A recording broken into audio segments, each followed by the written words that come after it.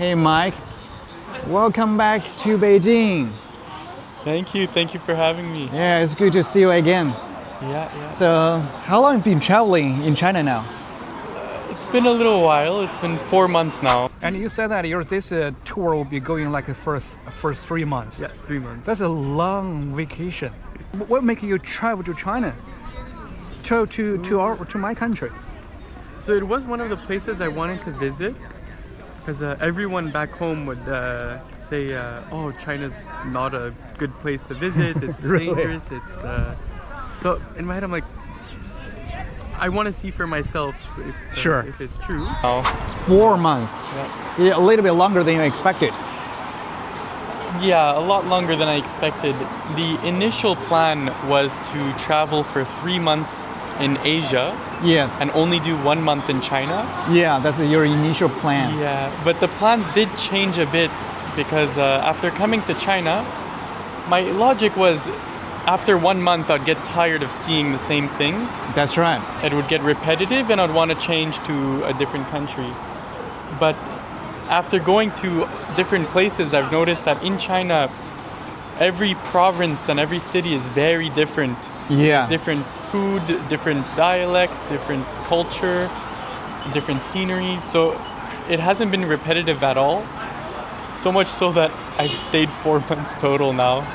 Yeah. And you mentioned that when you're traveling to the different provinces, seems like you're traveling in the different country. Yeah. It's almost like a different country, especially when you compare some that are very different, like Xi'an, Guangzhou, and Harbin, for example. Those are so different, and Yunnan, very, very different. It's almost like different countries. Yeah, very different places. So some places I've never been to yet. And so food-wise, which city or where do you like the most? Overall, Xi'an had my favorite food. The best seafood was in Qingdao. Yeah. I would say in China, I was really surprised with, that was one of my concerns, because there's a big stereotype about Chinese food. Yes. So I was a little intimidated at first coming here. I was like, oh, maybe I won't like the food. It was the biggest surprise. The food is really good. And there's so many different options. I thought it would be rice every day with some side dish. But in the north, it's a lot of noodles. In Xi'an, there's a lot of Muslim influence on the cuisine. In the south, it was a lot spicier. Yeah.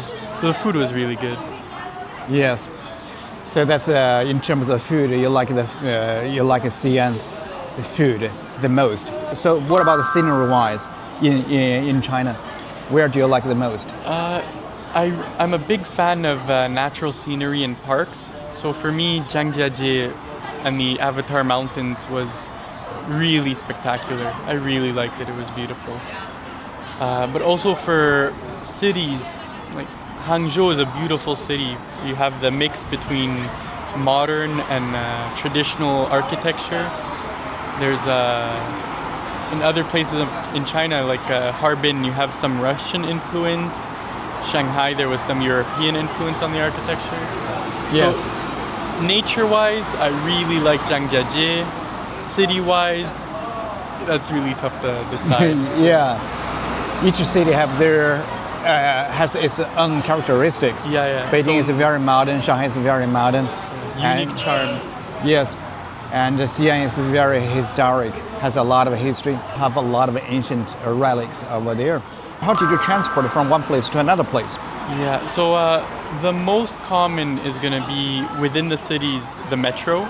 Yes. Metros in almost every city is very convenient. Then I'd say number 2 on the list would be Didi. So taxis and Didi, so it's like the Chinese Uber. Yes. And then after that would be the train systems, the high-speed train, the Gaotie, and also the regular train. I've only used the regular train a couple of times. It's a lot slower, but if you want something budget, I took a 2-hour train ride for 15 yuan. There was a deal on That's awesome. online. Yeah. Yeah, that was shocking how cheap it was. But the train system's very easy to use. They'll take you all over China. Yeah. Yeah. Some flights I took for big distances. Yes. And so far and till now, what is the most frequent used applications on your cell phone? Oh, okay, that's a good question. Number one, Alipay. Alipay. Yes. Alipay could be used for almost everything. Obviously, for payments, there is Didi is integrated into Alipay. That's right. So that's really helpful. I know you could book hotels and trains and planes through Alipay. I don't even know that. You can pre-book the train ticket and the air flight ticket on Alipay. I never use it though. I instead used Trip.com, which is my second most used app. So Trip.com, I used it for all the hotels, all the flights, all the trains. And the amazing part about it is you use your passport number, or at least that's what I did, and when you get to the train station, you just scan your passport, you go in, there's no checking or anything. Yeah, that's very convenient. I don't even know that. I thought as a passport holder, you have to go to the train station and purchase the ticket on site. No? Just scan the passport, walk right in. Yeah, and very convenient. Yeah, very convenient. I would say WeChat for all the communication and also sometimes paying. So if Alipay fails, I have WeChat, and it's like a 1 in maybe 50 chance the payments don't work, then I use cash. But I've only had to do that maybe like half a dozen times during the entire stay. Yeah, but you always travel with some cash with you. Yeah, I always just have in case. like 100, 200 yuan in my back pocket. Yeah. Just in case some payments fail. It happened once that I was in a restaurant, I ate, and then all my payments failed. It's so awkward. It would have been very, very awkward if I didn't have some cash in my back pocket. But it's rare that, at least I've heard some people, WeChat works very well. I have some problems with my WeChat Pay, but my Alipay works 99% of the time. Okay, so that's awesome. You've been traveling here for 4 months. So what do you say? Do you have any plan to come back to China again in the near future? I would love to if my work allows me the time off. I'll definitely come back because even though I spent 4 months here, I still feel that there's a lot I haven't seen. Yes. And I've also, during my time here, the people are so friendly. I've made a lot of friends.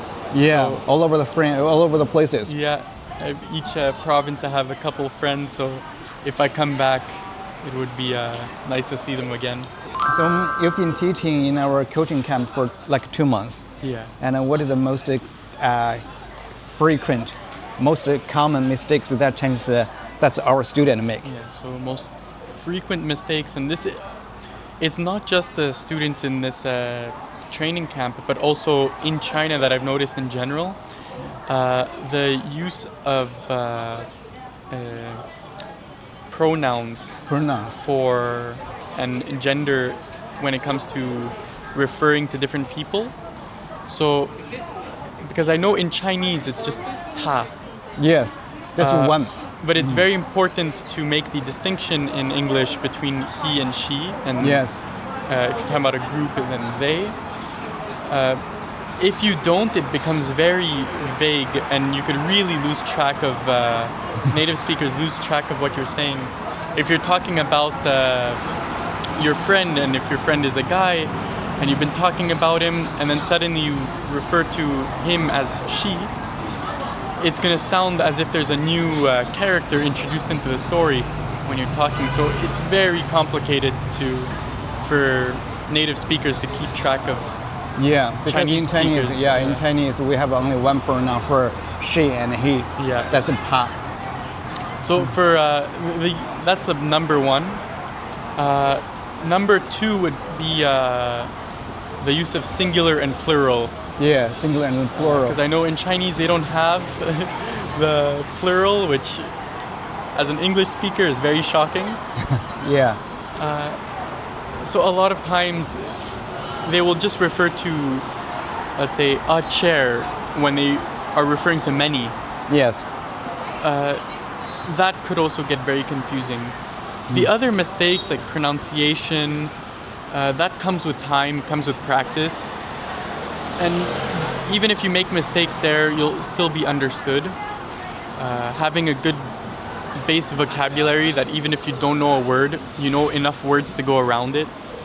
So even if you make mistakes there, you could be understood. But those two that I referred to earlier are the main things that make it hard to understand. Okay, Mike, you've been learning Chinese for how long? For 3 months? Yeah, 3 months now. First, what is the most difficult part for you to learn Chinese? So I haven't been focusing on the writing too much because I know that would definitely be the hardest. But for me, it's how there's many different characters that sound the exact same. That's right. That's the most very difficult.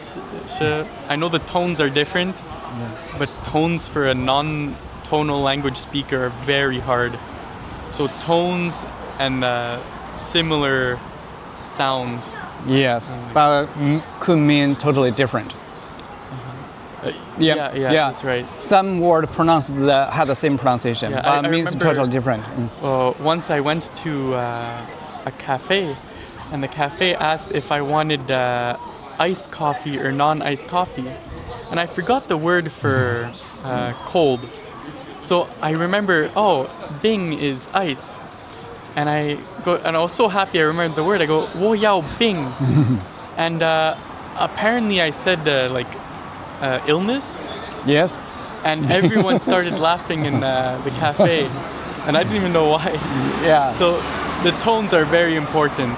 It makes for some funny scenarios, though. Yeah, sounds like a 我要病. Yeah, 我有病. I'm sick. 我要冰. Okay. 喝咖啡.